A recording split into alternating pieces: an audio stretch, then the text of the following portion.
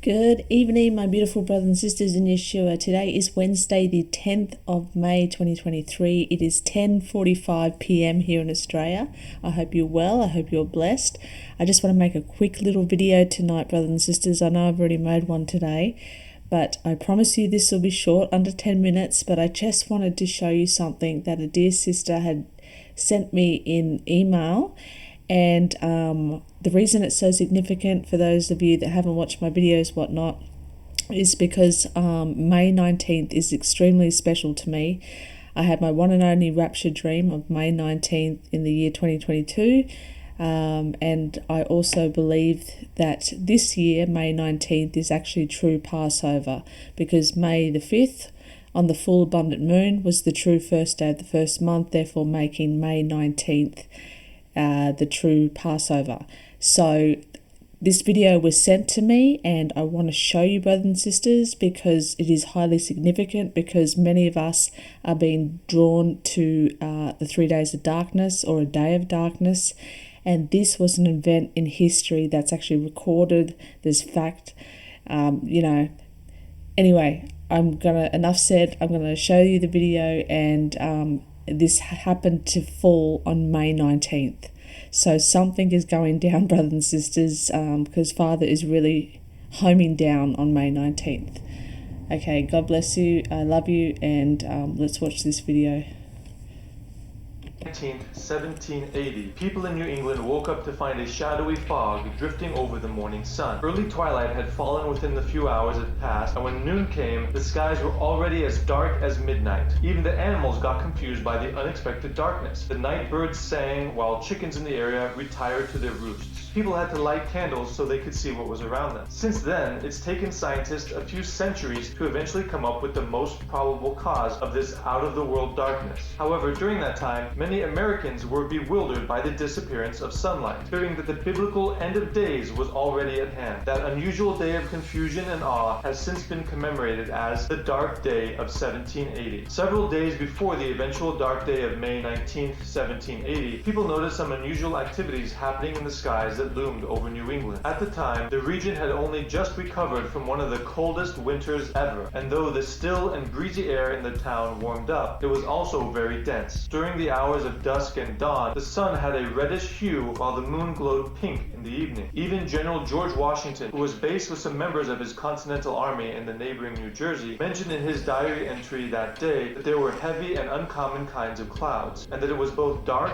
as well as bright, with a reddish kind of light intermixed with them. Despite these unusual signs that appeared the day before, May 19th began as a typical gloomy morning. The skies were both calm and gloomy, while light rain drizzled over some areas. People across New Hampshire, Maine, Massachusetts, Rhode Island, and Connecticut rose from their beds and headed out to their farms and towns. It wasn't until sometime between 8 and 9 in the morning that people started to notice something was not quite right with their surroundings. A bunch of reddish-orange tinted clouds rushed in from the west, blocking the rays of the early morning sun. And so, instead of glowing brighter, the skies had gotten dimmer, with a veil colored like apple cider descending over the visible heavens. The dark clouds continued to accumulate as the morning went on. By midday, the sun's disk was already obscured as a whole, and most, if not all, of New England was shrouded by gloomy blackness. In order to work or eat lunch, many people were forced to do so under the glow of faint candlelight. Others could only stop and stare in amazement at what was unfolding all around them. Believing the sun had already set, cows wandered back home, while crickets and frogs started to chirp and crow. Even the flowers folded their petals as if night had already fallen. One famous scene during that day took place in the Governor's Council of Connecticut. Surprised by the unnatural darkness, a number of the politicians at the council urged the others to adjourn the meeting early. However, a councilman named Abraham Davenport, who was a militia colonel from Connecticut, was vehemently against it. He went down in history for saying the following words: "The day of judgment is either approaching or it is not. If it is not, there is no cause for an adjournment. If it is, I choose to be found doing my duty. I wish, therefore, that candles may be brought." Moved by his words, the council agreed to proceed with the sessions for that day, working by candlelight. This action of Davenport passport went down in history as a very brave moment amidst great uncertainty and was later immortalized by writer John Greenleaf in his poem written in 1866. Aside from a few rays of sunlight slipping through the cloudy blackness, the dark shade almost completely covered the northeastern area for what remains of the day. That evening was regarded as one of the darkest nights to have been recorded, and people had a hard time sleeping through the night, worried that they may never see the light of day again. But to their relief, the severe darkness that covered New England dissipated the morning after. With little scientific knowledge taught among the residents of New England in 1780, it's not surprising that people were terrified of the unexpected darkness that turned day into night. And so, lacking information and sufficient explanation of the phenomenon, the majority of the population resorted to seeking comfort in their religious beliefs. Back then, the citizens residing in New England were largely followers of the Protestant faith, and they regarded natural phenomena as signs as well as indications of what God's true intentions are. Biblical phrases, particularly those written in the book of Revelation, describing the blackening of the sun and the moon turning red as blood, led some residents of the area to conclude that Judgment Day had finally come. Witness accounts reported people roaming the streets of their towns, making loud declarations that the end of days was already happening. The fear and confusion caused by this unusual phenomenon was amplified by not having a cell phone or a means to communicate with each other very quickly. So they had no way to know for sure and right away what was actually happening and what could be the cause or the meaning behind this unexpected darkness. Plus, people also lived far away from each other, so their nearest neighbor wasn't exactly nearby. And at that time, they only really knew what was happening in their local area. The one thing these people always knew they could count on was the sun coming up every morning and staying up the whole day until setting in the evening. But this unexpected dark day made them realize that they could not always depend on this. Decades and centuries after this mystifying event, a number of theories were brought up to explain the darkness which had fallen over the region of New England that unusual day. Some of the hypotheses that attempted to explain the phenomenon included a thick cloud, a solar eclipse, a volcanic eruption, and a meteor strike. However, most of these hypotheses have since been ruled out to explain what really caused the dark day of 1780. For example, while a thick cloud can drop low enough to darken the surroundings, it's unlikely that this alone would be enough to cause a dark day. A solar eclipse has also been ruled out because there was no record of it occurring that day, and even then, previous cases of solar eclipses were recorded to have lasted no more than a few minutes. Volcanic activity and a meteor strike are also unlikely because there's also no record of either taking place in 1780. For more than 200 years, it seemed that New England's dark day would forever remain unsolved. However, science found the answer that finally put an end to this enduring mystery. Back in 2008, the University of Missouri released their discovery of the most plausible cause of the sudden darkness in New England on that fateful day of May 19th. The evidence they found from tree rings in Ontario, Canada, revealed that the great wildfires which took place in the year 1780 could have been the main culprit of it all. In a paper titled Fire Scars Reveal Source of New England's 1780 Dark Day, which was published in and circulated through the International Journal of Wildland Fire, scientists revealed that the fires occurring during the time in Canada were responsible for producing columns of heavy smoke which reached as high as the upper atmosphere. This smoke, along with the natural fog of the region, drastically affected the atmospheric conditions of areas which are supposedly several hundred miles away. The results of this research are further reinforced by various witness accounts that claim to have smelled the scent of ash lingering in the area. For example, geographer Jeremy Belknap of Boston wrote in his letter back in 1780 to Ebenezer Hazard that the surrounding area of where he was had the smell of a malt house or a coal kiln. The people also described how bodies of water looked like they were dirty and dark. This scientific study by the University of Missouri provided a remarkable opportunity to combine historical accounts with advanced technology, along with the physical historical evidence which were gathered from the study of tree rings. Consequently, this led to the successful solution of a long-time mystery with the help of science. The plausible explanation provided by this study would have no doubt been appreciated news in 1780. However, due to the lack of sufficient evidence to sway them otherwise, a large number of people in the area during that period continued to hold New England's dark day with both fear and amazement. For centuries, stories of that darkened day cemented themselves in the region's popular lore, and the event has since been eternalized and is still being remembered today through a wide assortment of creative pieces of art and poetry.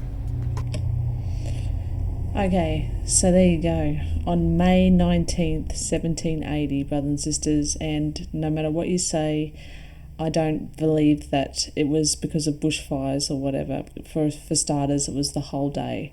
I think it was a sign from the Heavenly Father, and so I just thought I'd bring that to you, brothers and sisters, and so many other things have happened. When you go and do a day search on May 19th, and have a look at the things that happened on that day. Wow. Okay.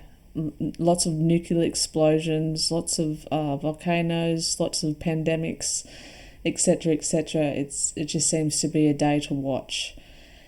So I'm going to leave that there, brothers and sisters. God bless you. I love you. If I don't see you in the next video, I will see you in the skies. Bye.